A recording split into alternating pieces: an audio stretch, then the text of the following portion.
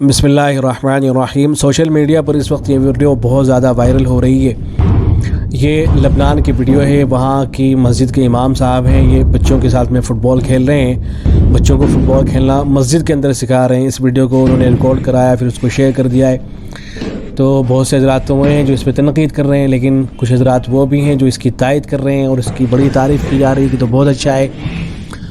اور بعض رات تو حدیثوں سے استدلال کر رہے ہیں کہ اللہ کے نبی صلی اللہ علیہ وسلم کے زمانے میں ایسے ہوا کرتا تھا۔ جیسے ایک صاحب ہیں شیخ یاسر القاضی، یہ بڑی شخصیت خیال کیے جاتے ہیں، لاکھوں لوگ ان کو سنا کرتے ہیں، انگلش میں ان کے بیانات ہوتے ہیں۔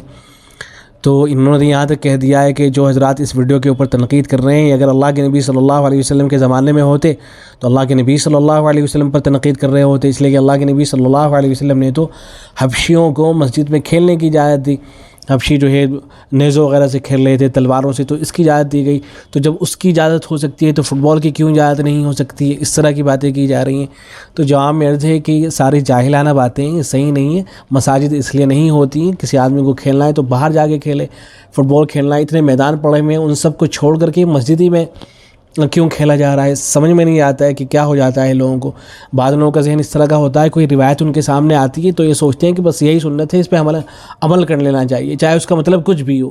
اب ان کے سامنے یہ روایت آ گئی ہوگی، حضرت ابو ہریرہ رضی اللہ تعالیٰ عنہ سے روایت ہے، حضرت عائشہ سے بھی ہے، مختلف الفاظ کے ساتھ آئی ہے کہ حضرت عمر رضی اللہ تعالیٰ عنہ مسجد میں آئے تو دیکھا کہ جو حبشی تھے وہ کھیل رہے تھے۔ اللہ کے نبی حضرت عمر ان کو ڈانٹنے لگے تو اللہ کے نبی صلی اللہ علیہ وسلم نے فرمایا کہ ان کو چھوڑ دو، اس لیے کہ حبشی ہیں، کھیلنے دو ان کو۔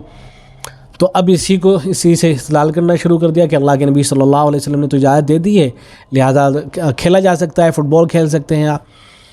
حالانکہ اسی روایت سے جب دوسرے لوگ استدلال کرتے ہیں تو یہ منع کر دیتے ہیں۔ آپ شیخ یاسر القاضی سے جا کے پوچھیں کہ بعض صوفیہ اس روایت کو بنیاد بنا کر یہ کہتے ہیں کہ مسجد کے اندر رقص کرنا جائز ہے۔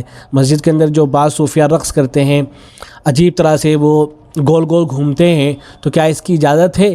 تو منع کر دیں گے کہ نہیں، اس کی اجازت تو نہیں ہے۔ وہ یہ کہتے ہیں کہ تم جب کھیلوں کی اجازت دے رہے ہو تو پھر ہمیں رقص کی اجازت کیوں نہیں ہے؟ تو اس طرح سے استدلالات نہیں کیے جاتے ہیں بہرحال، ورنہ تو پھر کچھ بھی استدلال کوئی آدمی کرنے لگے گا۔ بخاری شریف کے اندر روایت موجود ہے کہ ایک دیہاتی آیا اور اس نے آ کے مسجد میں پیشاب کر دیا۔ اللہ کے نبی صلی اللہ علیہ وسلم نے صحابہ کھڑے ہوئے اس کو روکنے کے لیے، تو اللہ کے نبی صلی اللہ علیہ وسلم نے فرمایا کہ اس کو چھوڑ دو، اس لیے کہ تم نرمی کرنے کے لیے بھیجے گئے ہو، سختی کرنے کے لیے نہیں۔ تو کیا اس سے کوئی یہ استدلال کرنا شروع کر دے گا کہ ٹھیک ہے کوئی آدمی مسجد میں پیشاب کرنا چاہے تو کر دے، اس میں کوئی حرج کی بات نہیں ہے؟ کیا اس سے استدلال کر لیا جائے گا؟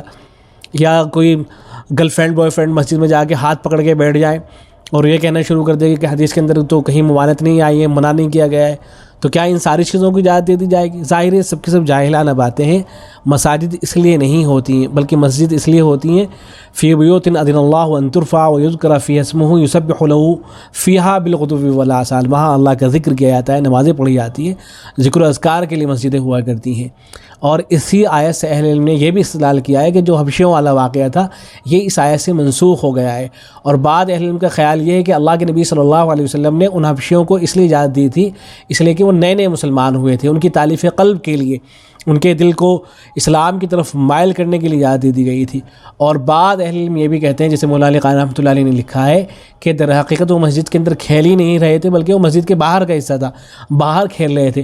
اور اس کو اس طرح سے تعبیر کر دیا جاتا ہے کہ جو باہر کا حصہ ہوتا ہے بعض مرتبہ اس کو بھی مسجد ہی سے تعبیر کر دیا جاتا ہے، تو وہ باہر کھیل رہے تھے، مسجد کے اندر نہیں کھیل رہے تھے۔ بہرحال اس طرح سے روایتوں سے استدلال کرنا صحیح نہیں ہے اور ایک غلط طریقہ ہے۔ مساجد اس لیے نہیں ہوتی ہیں کہ وہاں کھیلا جائے، مساجد نماز اور ذکر و اذکار کے لیے ہوتی ہیں۔ اللہ رب العزت عقل سلیم عطا کرے اور دین کی صحیح فہم عطا فرمائے۔ السلام علیکم ورحمۃ اللہ۔